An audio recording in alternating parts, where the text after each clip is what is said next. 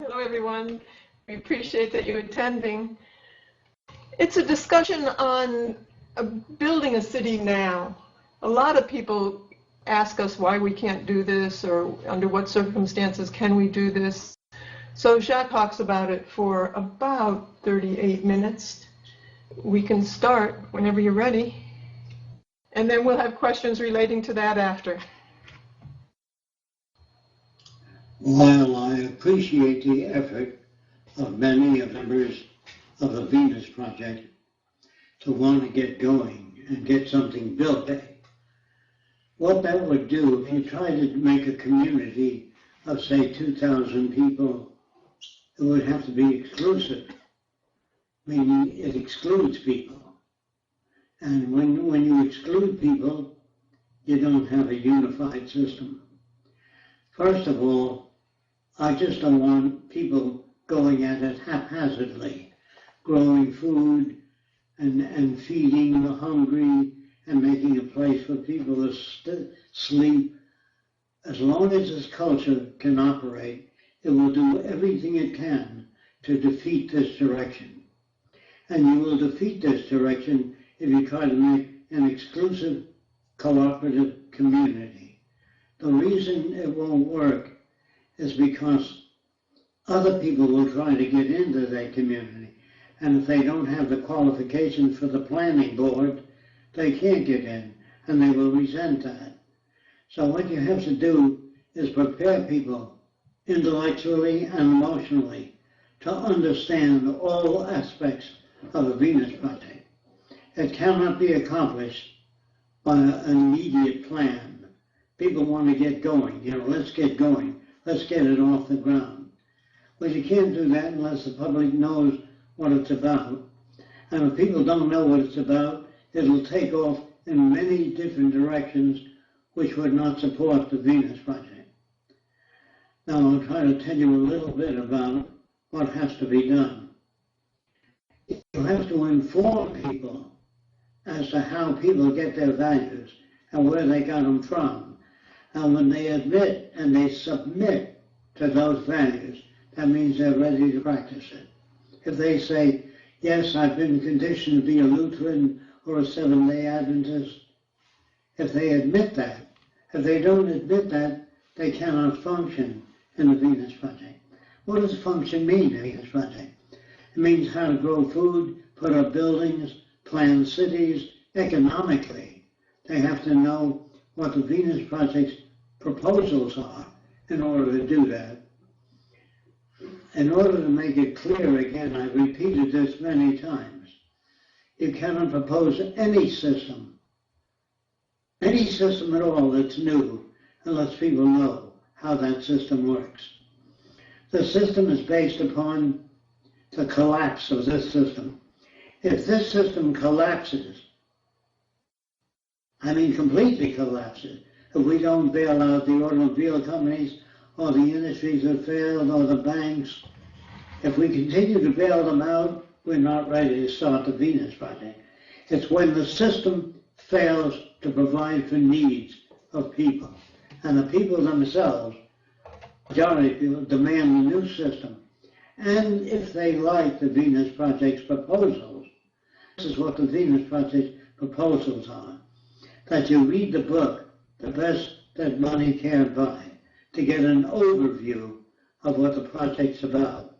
2, the survey committee would do a global survey of available resources and population density and various types of illnesses that people have and how many older people there are that cannot function in the construction of the new cities.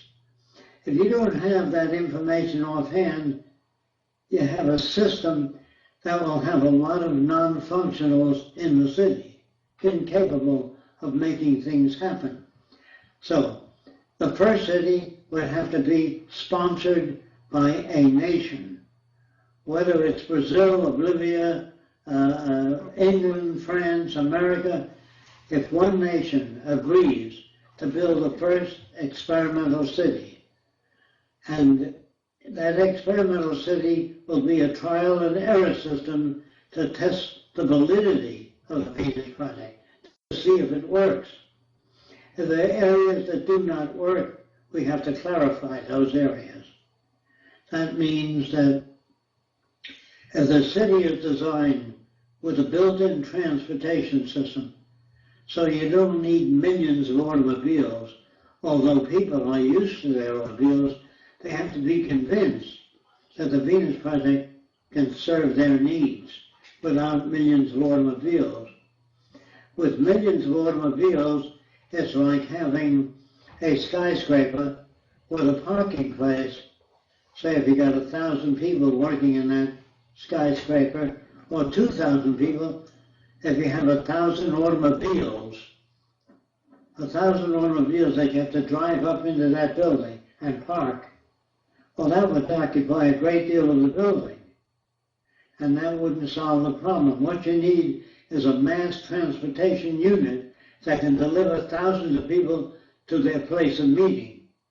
And at the place of meeting, we don't invite people to merely get up and make their recommendations. We merely require that people have information as to how much concrete there is, building materials, transportation to move building materials, how far the cities are from manufacturing plants. That's the information we need. We don't need, hey, what if we have a certificate that a person has that tells them what they're entitled to. That won't work. What will work is technical competence. That is the ability to report on how much building material we have, how much glass we have, how many people are capable of working in the planning zone. Now, the planning zone does not dictate. I want to say that carefully. The planning group does not dictate policy. The policy is dictated by the availability of resources. That's the only dictates. Yeah, it's a dictatorship. It's a dictatorship based upon resources. If we don't have the resources, the Venus Project cannot be accomplished, no matter how idealistic you feel about it. If we have the resources, the technical personnel, and the building material, we can build it. We cannot accomplish it without that. So with all your enthusiasm for getting off the ground, let's go. What I want you to do is read the best that money can buy, read up on details of the Venus Project, and then talk to people and see if you can get them to go along with it. If you can get them to go along with the Venus Project, it can happen. If you fail to do that, no matter how enthusiastic your policy is, it won't work. So I'm saying this, become familiar with the Venus Project. Talk to people, see if they accept the fact that environment shapes values, that all their opinions about how the future ought to be based is not based on statistical data. It's based on what they feel might work. And statistical data makes it possible to make it work. After all, we're trying to find out how big a city can be, how big should it be, and can you work on thousands of people at the same time, or is it necessary to work on 25 people at a time? In other words, we don't know that, but with diagrams, not just verbal, diagrams of the new city, the art centers, the music centers, the school system, family relations. If the family can identify with those relationships, it'll work. If they can't identify, you have to wait till the system collapses entirely.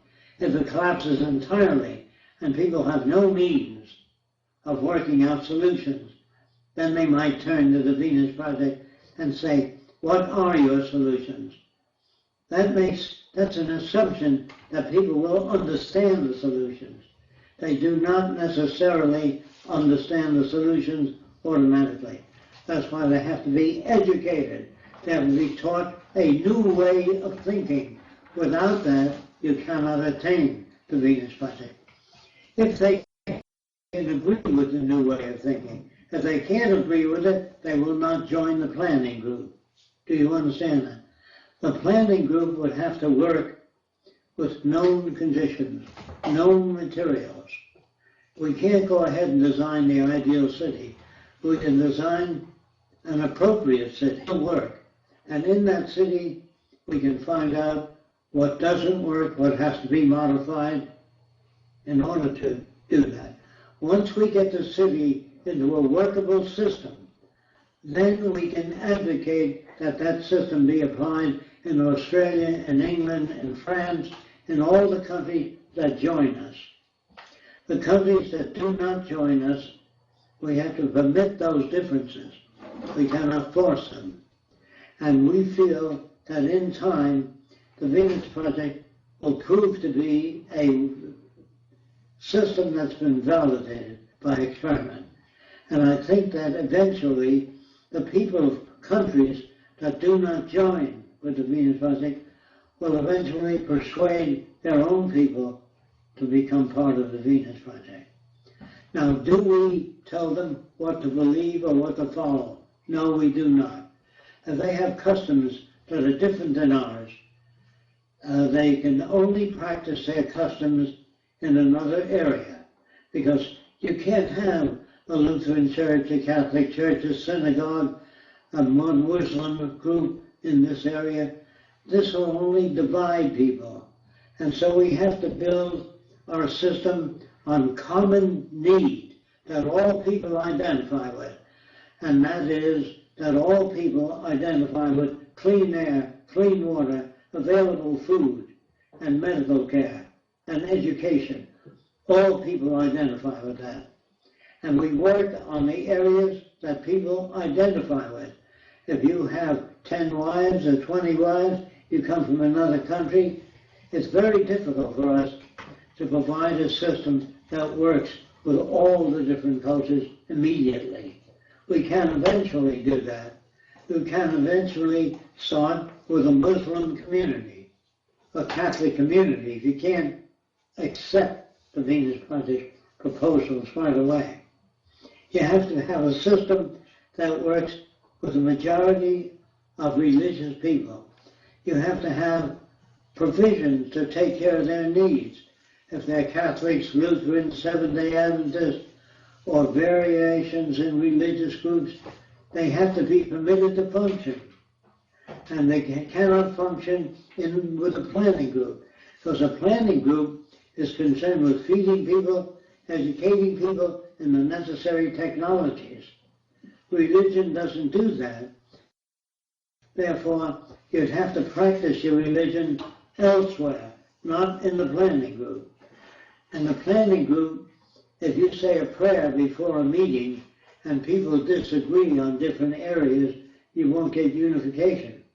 If they learn how the Venus Project works, and they've asked sufficient questions about it, so that they understand why it's operating in a particular way.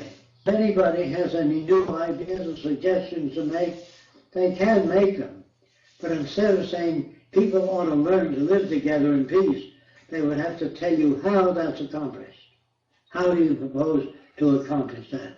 If they say, well, we don't like all these buildings being similar, well, what do you suggest in taking care of 7 billion people on Earth?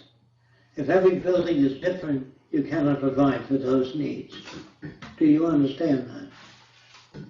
Therefore, we have to work on a unified project that people can agree upon in order to install the proposals of the Venus Project. So you people that want to get going right away, get going on converting as many people as you can. And if you can't, it means the times aren't ready for it. That's what it means. Well, if you try to disrupt the system, you can disrupt the system by many different methods. You can withdraw your money from the banks, everybody. If everybody did that, the robberies would increase in your home, under the mattress, wherever you put that money.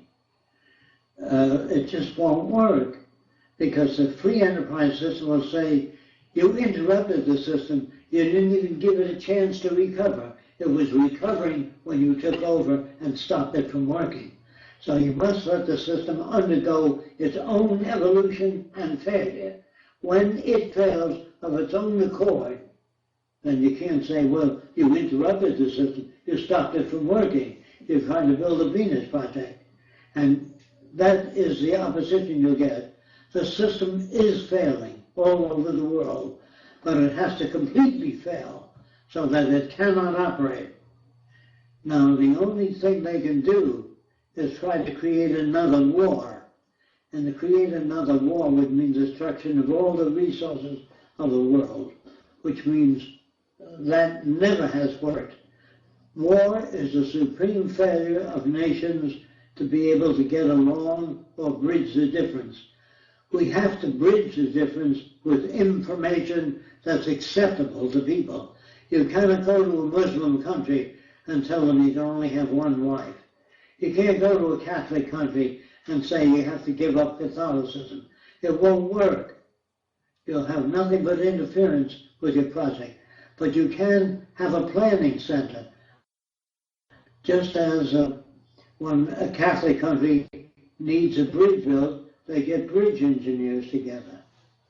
When they need an industrial plant built, they don't call upon the Catholic Church.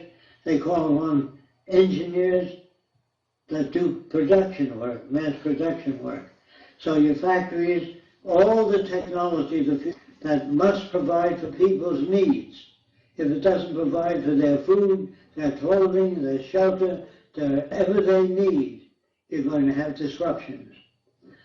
We will have many disruptions during the transition,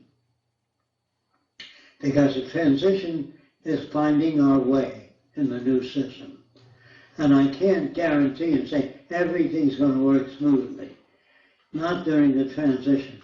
Only when we get underway will that work well.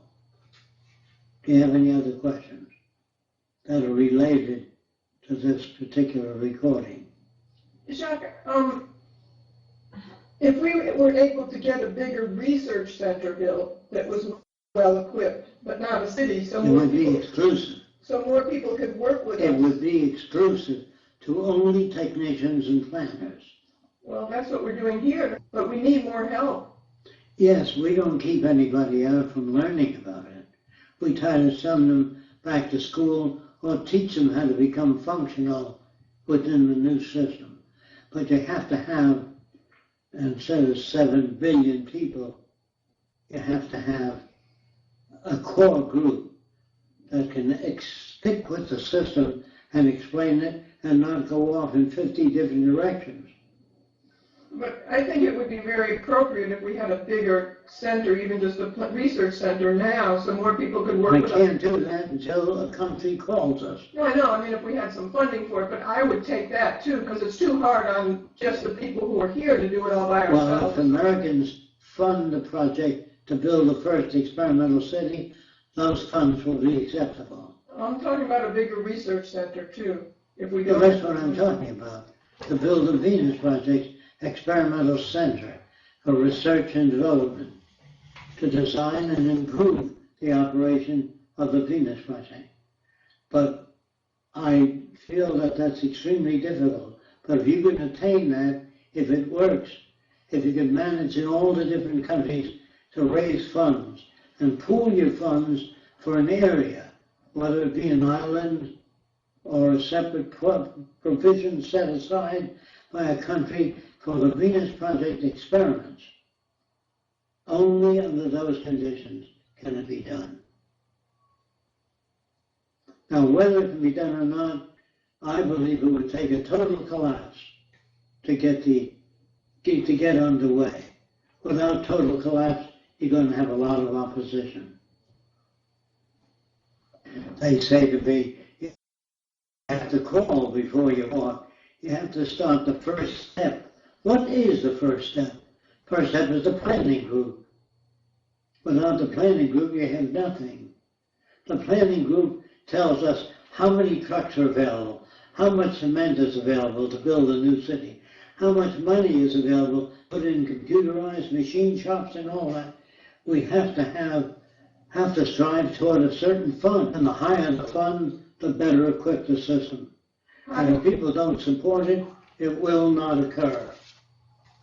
Are you talking about a center for that, or are you talking about just people all over doing work? All over the world have to participate and say, well, that's the best thing we have up to now. If they don't realize that, you can't do it. No, I mean, you're talking about people taking inventory or making budgets. Not Is that yet. what you're saying? No, just collecting funds for the building of new. They don't have to worry about the city. We need the funds, and Warren Buffett's the only guy I know of that can finance it. If a country, say Spain, says, come here, we'll give you the land to build the experimental city, then we don't need purchasing power then. If Spain says, or Argentina says, we'll give you the concrete, or Siam, which is one of the biggest concrete producers in the world, we'll give you whatever concrete you need, that will cut the funds and give us more to do with. In other words, if we have volunteers that say, we got a contract, 20 contractors that agree to put up that first experimental city, that will cut the amount of funds. I can't assume that. I can only assume if we get the funds, we can hire the contractors to do it. If the contractors volunteer, we don't need as much funds. And we need I'd rather wait and see if I can get a country behind us. One country that says, yes, we'll sponsor the building of that. It's much easier than trying to get the world to cooperate, then they go off in different directions. It doesn't work like that. I would say it's more efficient to get one country to sponsor it. And we may get a country, if I can get over there, if I can get there to these lectures in Mexico, wherever I go, if they want to sponsor it, I will make that clear. What we need is sponsorship for the first city. No matter where I'm at, I must talk to them about it. And I think that if I got the ear of a country and they cannot influence a direction, they can only sponsor it. They would have no Muslim temple in the middle of the project, or a Catholic church, or a synagogue. It would not work if you try to do that. We work with human need. Now, religion is a need, but you can have that within yourself. It need not be in the planning center. You can't discredit all religion. Do you understand? You can't discredit people that believe in the free enterprises. It has to be run into the ground. And they will blame it on the socialists and then this and that. That's always the case. You always have put out there. And if they control the media, you cannot get to millions of people. They can fabricate all kinds of stories, shut down the Venus Project, make it illegal. They can do all that. Depends on how many people you get to. And if you get to enough people, you can get the first project off the ground. But you have to educate people, not assume just because they heard of the Venus Project and everybody has a job and they don't understand it, it won't work. I hope I'm wrong. We will get a certain percentage of those people to go along with us, not everybody. Because you can't, because a lot of architects have a strong ego. A lot of people feel that if they only had decency and ethics is all you need, I can't deal with that. I can only deal with the director of the country that says, okay, Chuck, we'll back you. If they do that, that'll be the beginning. If some country may do that, very likely, but if it's not done, it won't happen. I can make it, tell them how urgent it is. I don't have to. They know how urgent it is. Well, we don't have a platform to do that. We don't have a platform. Well, I know what to do as soon as we get a country that says, yes, go. It takes a breakdown, complete breakdown. Otherwise, there are still a lot of people that are making a lot of money. If you don't know this, automobile companies lie about the miles per gallon of cars. They're about 50% off, according to the experts. But they tell the public you can get 40 miles to the gallon. And the truth is, you get 20 miles to the gallon. And the truth is that these people will lie and do whatever they can. You have to let the public know. To stay in power, they will do whatever they can. And they found out just recently, through survey, that the Bank of America is shafting GIs. As they borrow money from the bank, they charge them hundreds of dollars more in interest than the average person. And that will turn the GIs against the banks. That has to happen in order for them to fall in line with us. They don't fall in line with us because you criticize the system. The system has to offend people. And if it offends enough people, they will form groups, but they wouldn't know what to do. That's when they form groups, they're ready to listen. This Sunday, when we go to Miami, I can test that on the group, see how it works. Yeah. That's a group of people that don't like the way things are going, but they don't have any answer. If they take to this system, well, for a certain percentage of them take, I will ask, how many of you have learned something or agree with this? Hands will go up. How many disagree? Some hands will go up. If it's very few, I don't need to worry about expounding on detail. But most people all over the world seem to agree. Or somebody might ask, is there freedom of religion? Yes. Next question. You don't get into detail on it. Okay?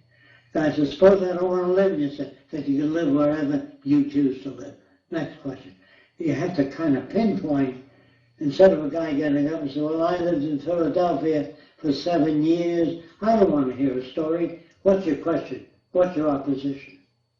If you can do that, what if a country doesn't agree with you, then they can live their own lives? What if a person is a member of the Amish church and they don't want to live in that city? Can they live in their own? Yes, they can. No long elaboration. You understand?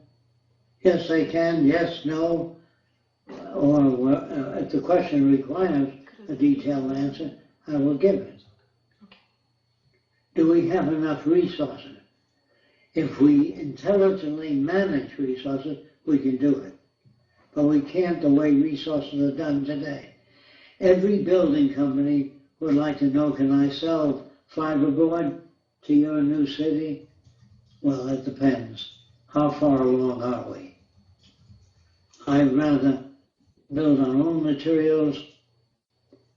But the first city would be an experimental city, more like that, without all the loveliness and the gardens, more of a planning center. The second city would be an elaboration of the first.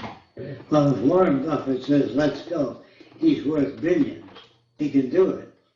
But can I get to Warren? I don't know that. I don't think he'd be against the capitalistic system. I don't know that.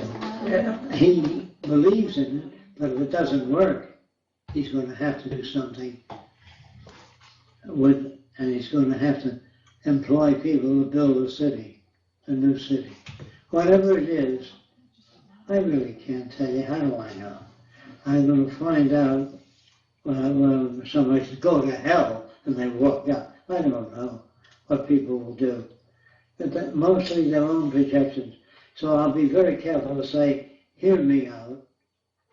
Hear me out first before you ask the questions. You know, listen to it. And try to pinpoint your questions so other people can ask questions. Put it that way. Instead of going on a roundabout description, you're cutting out other people from asking questions. And there's no such thing as a dumb question, so people feel they can ask anything. Okay, all these dumbbells have to go through that. They have to be rejected. They have to come up with no solutions, or solutions that don't work. Let them get elected. Let them put their solutions in. And if they don't work for the majority, if it gets real bad, the majority will revolt. They'll occupy buildings, take over. That's called revolution. But that will not cure the problem. unless they call upon the Venus Project and have a council and say, what is the Venus Project anyway? You have to design some point of view that's somewhat central to people's needs. If it doesn't deal with people's needs, it won't work. That's all it has to deal with, is providing for human need. And if you can get that across, you can get to any country. If you don't attack their establishment. You don't have to attack their establishment if people lose confidence, which is happening. People are revolting against their established governments, but they don't know what to do about it. I'll point that out. Or they're trying to elect decent people. Even if they were elected, say a guy with socialistic ideas was elected, and if he dies, what happens? They do the best they can, and if it doesn't work, they change it. And if undeveloped countries try to take things away from developed countries, war will occur. They'll shoot them. They don't care as long as they maintain their position of control. Let me say it again. They'll do whatever they have to do to win the battle. They'll lie, arrest people, assassinate people, whatever they have to do. But if their system continues to fail, at least there'll be more of their own kind alive, and they'll be killing each other. I'd sure like to say, sure, go ahead, start your own group. We have to be sponsored.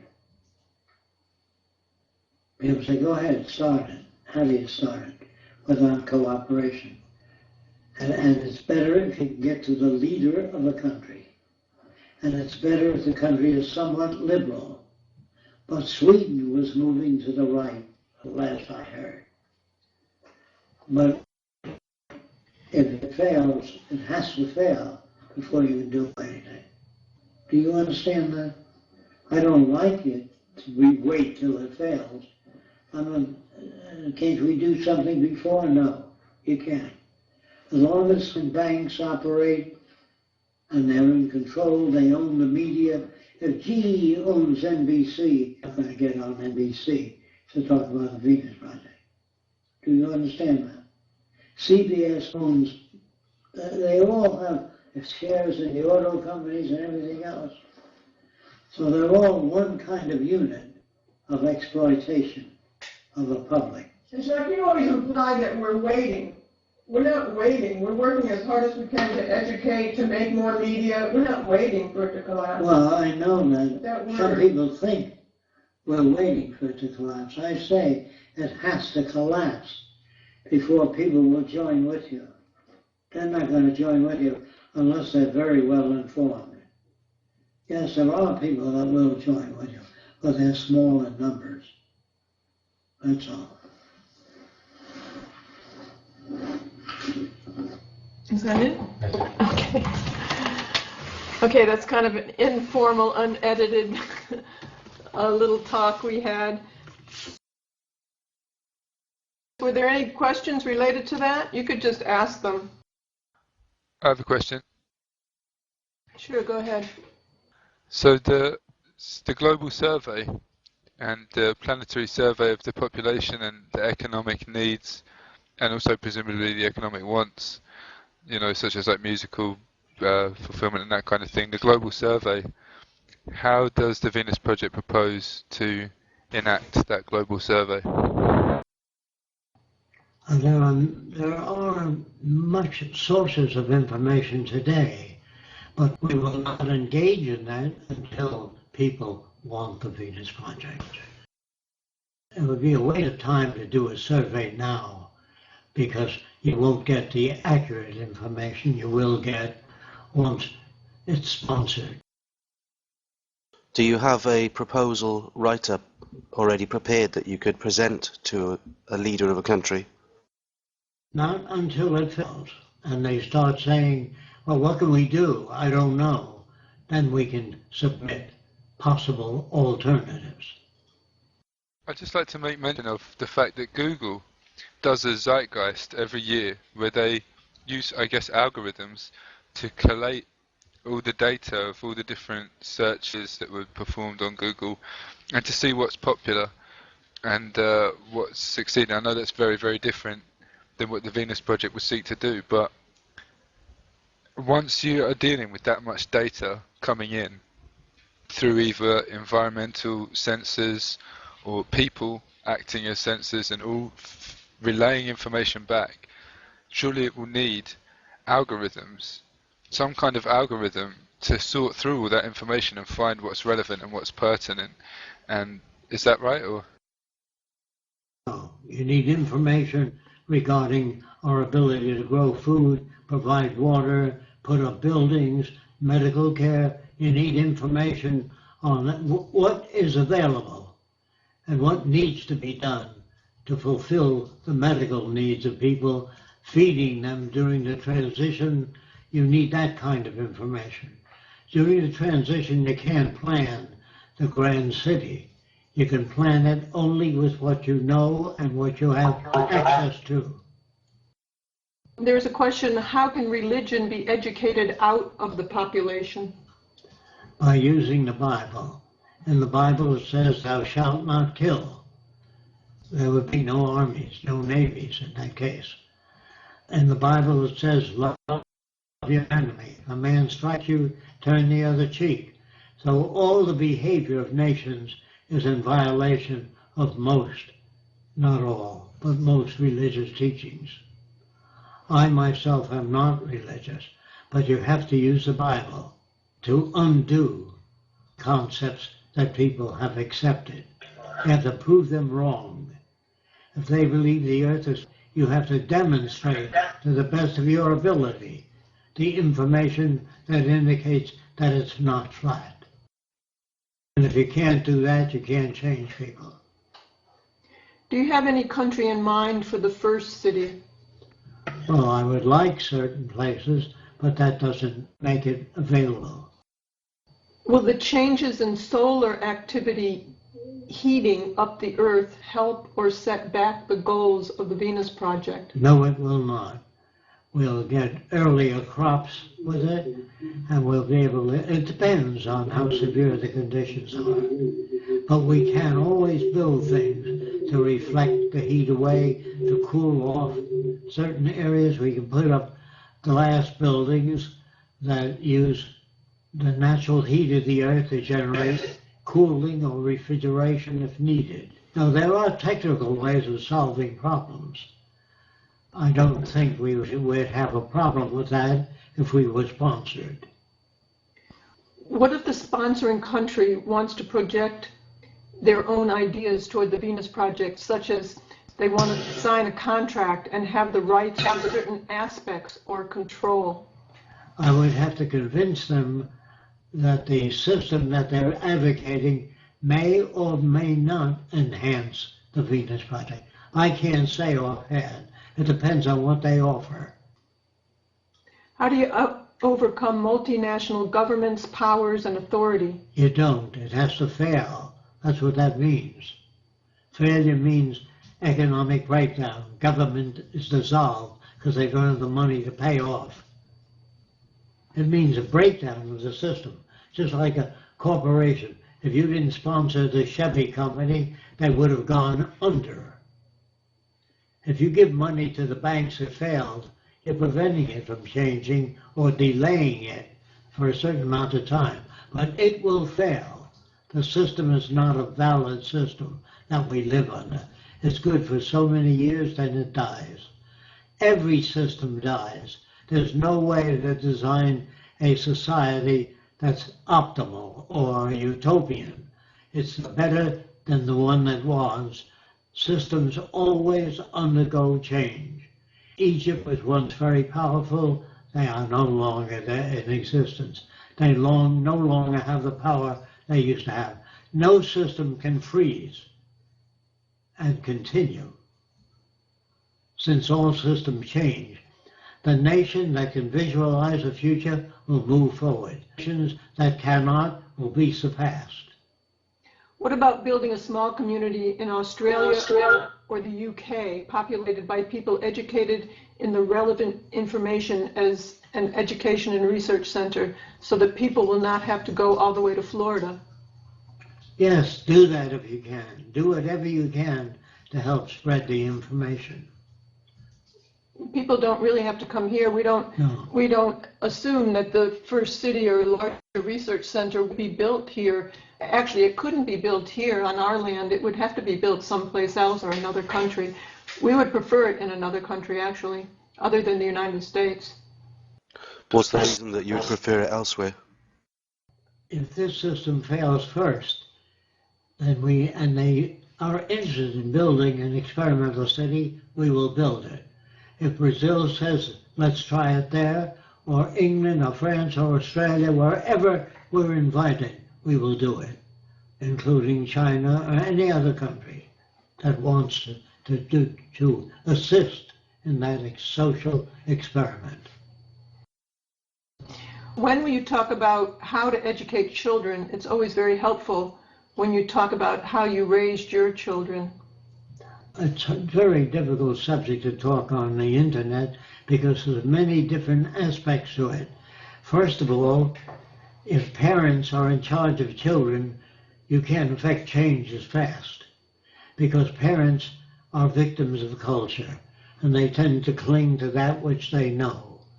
That's why you have wars, because people can't understand other countries with enough detail to say, well, we advocate that. You can't do that if you have separate churches.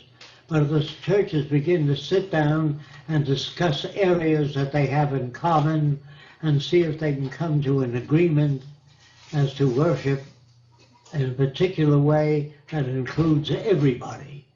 There are churches today that are attempting to do that. They're universal.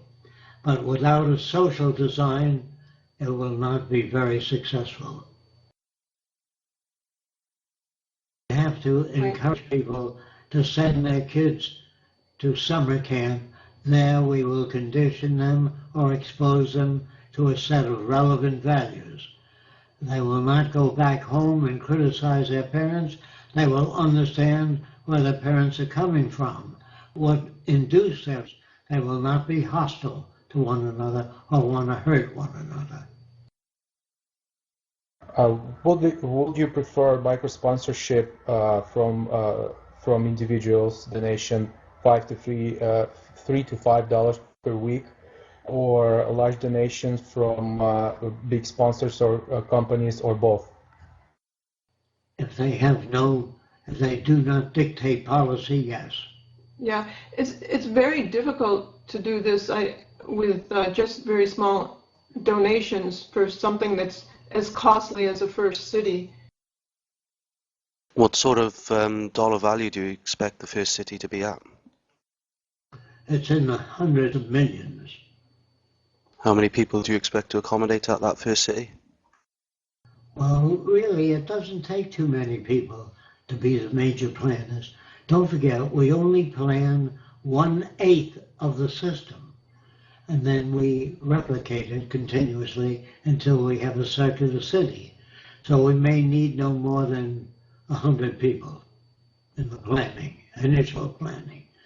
Mainly architects, engineers, and environmentalist survey committees. Is that the full sort of technical competence you would require for the people, or do you have a set roster that you would look at? Yeah, anyone that's a qualified architect, when given a new assignment, they can handle it. Also, Any structural engineers can handle the structures of the buildings. Also, there would be people there who are writing books, doing videos, doing multimedia to help introduce this direction as well. We'd like to accommodate that too. Yes. Something else to bear in mind is, for example, I live in the UK. If this was being done in Brazil or something, regardless of whether or not I'm an architect or not and part of the Venus project, the chances are, it's not going to be viable to fly me over to go and be an architect when there's plenty of architects in Brazil that could be doing that job, that are supported by the project, or even funded by by the sponsor of the project stuff. So it's really going to be dependent on the situations at the time and based on what the sponsorship is, you know, and the agreements with the companies that are going to be working on helping to develop the city, etc. So for a complete circular city, how many people do you think that could accommodate? You're talking about the first city, how many people would it accommodate? It depends on the circumstances, what we run across. We can't predict that. Yeah. If they say build a city for 50,000, or we'll sponsor a city for 25,000 or 100,000, that's why it would be wrong for me to plan the city and hand it to them. What are they prepared to support? Then the city will be planned in accordance with the access of material resources. Yeah, it's a bit like asking how long's a piece of string, that one, you know. It really depends on how much the sponsor has available to them for the supply of technology to actually run in the city, for the supply of materials, human resources, material resources to actually build the city, how many people they're looking to support in that first city. You know, like Jack says, you know, if they want 50,000, a city for 50,000, the city design is going to be very, very different from a city for 1 million people. So it really does depend on, you know, sort of what the sponsors have got available to them, to us to be able to sort of do that development. But in the meantime, before we build the city, which is require hundreds of millions of dollars, would you prefer people who contribute in the Venus project, maybe making weekly donations to build their probably research facility bigger than you have right now? Oh yes, whatever you can do to help forward this type of information. Yeah, we're really not building on the research center here, though. There are a lot of restrictions here in terms of zoning board, how many people it can house. So it's expanding this place would be very difficult. We're very limited as to what we can build in terms of residents. It's also designated wetlands after we moved here, so that put more restrictions on it. So we couldn't expand this to be a research center, really. It would have to be done elsewhere. We'd have to have enough funding to do that, too. If enough people sponsor it, we can build a research center here in Florida. There's lots of land available at a relatively low cost and lots of material resources. But I can't count on that. Only if people do that can we make it a reality. It depends on what the people do. Don't put it all on Roxanne and Fresco. If you want to see a city built, you can support it yourselves. And if we don't get sufficient funds, we will build whatever we can. It's very difficult to build with minimal funds too, because that's the way we built this place. We had to work on the outside, and then when we got some more funds, we expanded in here, but it was very low cost. We have many buildings, but they're very small and even inadequate for what we need. So it's really not the way to go, and it takes a very long time to do it that way, just collecting a few dollars here and there. It really needs to be sponsored, a large enough sum of money to sponsor a better research center so more people can participate. It just takes too long the other way, and it's not efficient and not adequate enough. Unless you know some multi-millionaires that want to help. How many buildings do you have at the research center at the moment? No, we have about 9 buildings. Some of them are storage. We have 2 video domes where we have displays of models, and Jacques shoots models. We have 3 residents right now. They're all occupied. We have 2 shops. We have an office and storage buildings. 2 shops, yeah, I mentioned that. Yeah, that's what we have here. They're not large buildings, they're small. That's all we could afford at the time. But we built these all by hand, and that's why it took so long, because we did do it ourselves in between jobs and did the work ourselves.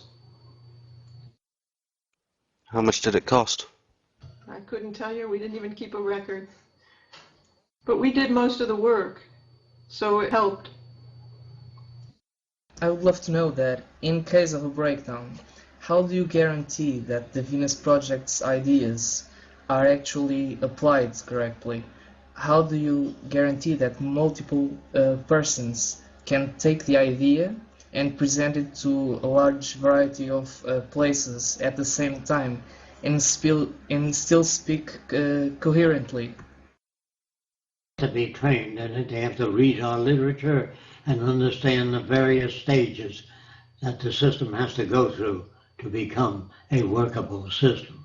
And if they have any questions, they really have to, instead of projecting their own ideas or making things up, it would be best to have them ask what the procedures would be, because Jacques has worked this up for many years technically as well, so it's best to check. But we have a lot of information out there. They could start with that. But do you have that information written in paper? The problem is I've read your books, and it is not clear exactly what the procedure will be. So I'm hoping that you have that separately in a piece of paper somewhere, and then people will know what to do specifically. I can't say that for sure because it depends. If it happens a year from now or 10 years from now, the procedure will be different. It depends on when people are ready for it, when we get the commission to say, yes, build the first city. That time, we'll work a procedural system for that time. Each, depends on how long you have to wait. The procedure will change. It becomes more efficient the larger the funding. What people really have to understand now is the direction of the Venus Project, what we're advocating, and have an understanding to be able to talk to people and answer questions.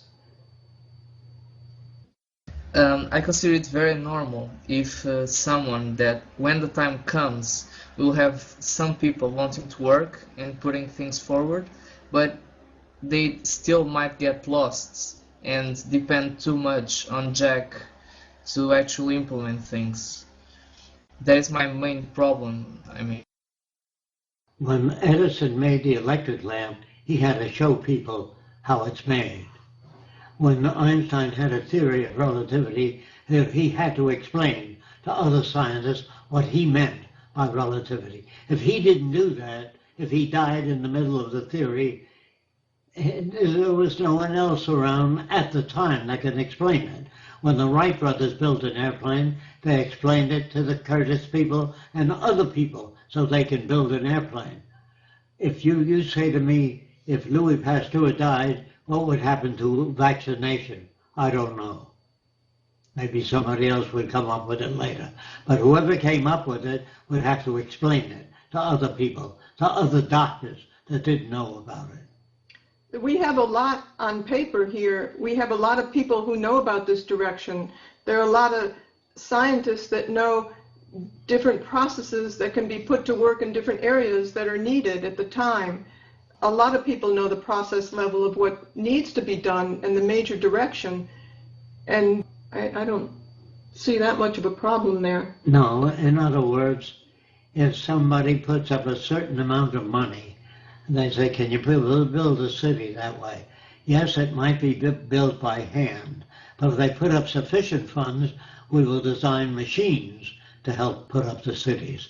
In other words, we will work on self-erecting structures. But that all depends on the funds we have. And we see the first city as a planning center to make the second city more automated, more efficient, to be able to handle more people, and bringing in other people that can help in that area as well. Okay, I have a question, Jock. In regard to the current state of technology, my own estimate is that virtual reality environment is now viable and will remain so increasingly in the years to come. I'm personally at a point where my research has led me to conclude that the virtual reality environment is currently viable, not only for demonstrations, but also for education. My question would be, Jock, would you agree? Would you be interested in engaging, in participating? You've often referenced the future use of that environment. I don't see the advantage. We can build a real thing. How do you implement something like that? What's the use of that for, Craig? What are you talking about exactly? My current understanding is its use can be what you want it to. There's far too much of a stagnant perception that the current state of virtual reality is that of a computer game. That is not the case. Increasingly, universities, Harvard for one example, Harvard University is engaging this environment for education. Governments and corporations are also engaging this environment. It's a global environment, one that can facilitate communication and education on a much more advanced level. I think this will be proved in the coming years. But I, for one, within the research team, will be participating in this with Nate, Stan and others, currently in a research phase. But the possibilities, they're really encouraging, they really are. I think it could become a massive tool for our use. We would certainly want to use any type of media, multimedia, any type of tool like this. But, you know, we don't have access to that at this time, nor do we have people working on it, and we don't have the funding to engage in something like that. We've had a lot of volunteers take Jacques' designs, just even in the sketch form, and make animations, renderings from that, which was terrific, but we don't have the capability at this time to work in that field. Would it be possible for us, the research team and yourself, to discuss these concerns regarding design on Skype in the near future, please? And sure, we can discuss them. The way we put up our cities, as I said many times, is determined by funds available. I can't tell you what the city will look like. It depends on the funds available. Within a virtual environment, though. Virtual reality as a possible temporary alternative because it saves us significant funds. We have been doing that all along to show what this is like, and we've started with sketches, with drawings, with models, with videos. If we had Cameron come along and say, we want to do a 3D movie on this, we would jump at it. You know, we don't rule any of that out. Any way that this can be presented that will get to people in a more positive way and impact them to show what the future could be like, we would definitely do that. But do you have access to, you know, people who can do that and the technologies? If you do, and they want to help, that's great. That's why we want to make a motion picture. We want to make a motion picture to help people understand the various sequences of the Venus Project, how it would emerge from a monetary system to a resource-based economy, all the detail from A to Z. Well, if you put it out now, if you put out the steps to do that now, commercial interests will take patents out on it and prevent you from building what you want to build. If I were to give out information in detail, that's a lot of products that corporations would be very interested in. I've got a design for an automobile with 32 parts. If I put that out there, and then people will just take it, just like a ballpoint pen, just like China takes things. You know, a lot of people use our drawings to raise funds for their own project. Are you aware of that? If there's anyone in the 3D field that wants to help in that way, just have them get in touch with us directly to meadows@thevenusproject.com if you'd like. I mean, what I'm suggesting is within the Second Life virtual reality environment, Andrew's 3D renderings have been fantastic. Within the virtual reality environment, it then becomes an educational environment that people are able to engage. There are currently millions of people using the virtual reality environment, engaging within that environment. Study groups, educational classes, also 3D modeling classes. There's a massive 3D modeling community there. I'm asking you as well, Andrew, in regard to the 3D modeling, can we have at least an equal emphasis on that modeling within virtual reality? Because not only are we willing to show a video, we're able to do that in virtual reality, stream videos within that environment. But people engage on a much more active participatory level, and not so much for building a city and demonstrating designs, but from a social networking, from even a corporate or governmental networking perspective, and from an educational perspective. We have an environment there that really is a massive tool with little or no funding required for that. Craig, we've discussed this over and over and over previously, as you know. I'm just going to go over it again, just for those who haven't sort of been party to the information. Over the last few years, all of the 3D models and stuff that you've seen that exist on the internet about the Venus project were done by a handful of people working part-time when available to work on those things. Myself and Julia worked full-time for almost 14 months producing that 3D city, and that was while we was off work, so we were literally on that full-time. If you've got people that can do all of the 3D modelling, send them my way. I've yet to see anyone come my way, apart from one person which I'm speaking to this week, that A, has the ability to be able to do so, B, has the time available to be able to do so, and C, actually really wants to get involved and do it. And I'm speaking to that person this week. So it really comes down to, you know, I get thousands and thousands of emails, I'm not kidding you, of people with ideas about how great it would be to do this, how great it would be to do that, how great it would be to build a research centre, how great it would be to build a city, how great it would be to do a 3D, you know, visualization and walkthrough and all the rest of it. It's great, they're all great ideas. The problem is implementation. It's no good just having ideas and not having a way of implementing it. So if you're really interested in getting something done in some 3D, you know, visualization area, whether it be Second Life or whether it be something like CryEngine, which, you know, we've done a modelling for the exhibition last year, we need to get people involved in those things. And I can't do that all myself. I'm one human being, and I do what I can when I can. We need help with these things. We need people to take these projects on. We need people to actually get the stuff done. And without those people, it's just all, you know, farting in the air. You know, it's no good just giving out lots of ideas about what you want to do. There's tons and tons of projects I want to do. You know, just look at the different projects on our TVP support, TVP core, TVP design pages. We've got tons and tons of things that we want to get going, and yet we haven't got the people and the dedication in those teams to actually get them going at the moment. And that's not detrimental to anyone here or anything else. It's just saying that's the state of play that we've got. We've got tons and tons of things that we want to do. How do we implement them? That's the real key issue. So if you've got people, send them our way and we'll get something sorted. I would like to add something to that.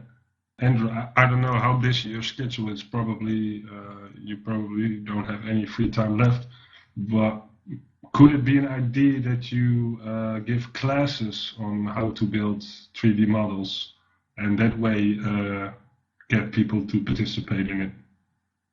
I really wish I could, my friends. I mean, my time is ludicrously taken up. At the moment, I'm working 14 hours a day, including travelling. By the time I get home, I've got hundreds of emails that I need to go through, and I haven't actually managed to do any modelling for the last 8 months while I've been developing up the global teams for Second Life. Thankfully now a lot of people are actually taking over, like yourselves. You're all getting involved and starting to take a lot of that work on, so you know it's starting to free me up a little bit. But I've still, you know, my time is still very limited at the moment. There are lots of courses online where you can actually learn 3D modelling and stuff.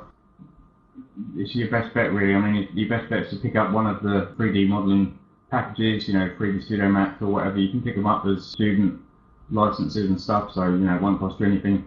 And then just, you know, pick up some, you know, online tutorials and stuff and just have a go at it. That's the best way into it, really. And that's how I learn. Okay, that's the same way I learn as well. Then would it be a good idea to get a page on a website which basically give you an overview that if you want to do this, you have to take this and this and this course. If you want to do that, you take that course. Yeah, if you go to the Venus Project's website, and I think it's under the Venus Project menu at the top, you'll see Learning Centre, and then if you go to the Learning Centre, then TVP Community College, you'll see that I've posted up a bunch of 3D modelling courses and stuff on there in 3D Studio Max and also in AutoCAD, and we're going to be publishing more stuff to that, as time goes on. It's just really comes down to how much people sort of contribute to that and sort of send in their ideas for videos to add and stuff like that, and we try and get them up as soon as possible. Thanks, Andrew. This is something that's been worrying me a lot. Is what will the Venus Project do when there's social collapse? What will be the strategy? It isn't what the Venus Project will do. It's what the governments will do. If they call upon us, or any group that wants to build a better world has to call upon us, and we will give them the information necessary. Not just getting it out right now. The more people talk about this and the more contacts they make and expand upon this, the better chances we have with all that as well. Or getting a group of people together to initiate something who are in a position to do that. And that will become more viable as things start to fall apart, we believe. Yes, I agree with that. Thank you. Okay, I guess we'll continue this next week then. Thanks again, everyone. Yes, thank you very much. Thanks for your time, Jeff and Roxanne. Thank you, everybody. We'll see you next week on March 25th, 2012. Bye, everybody. Hugs.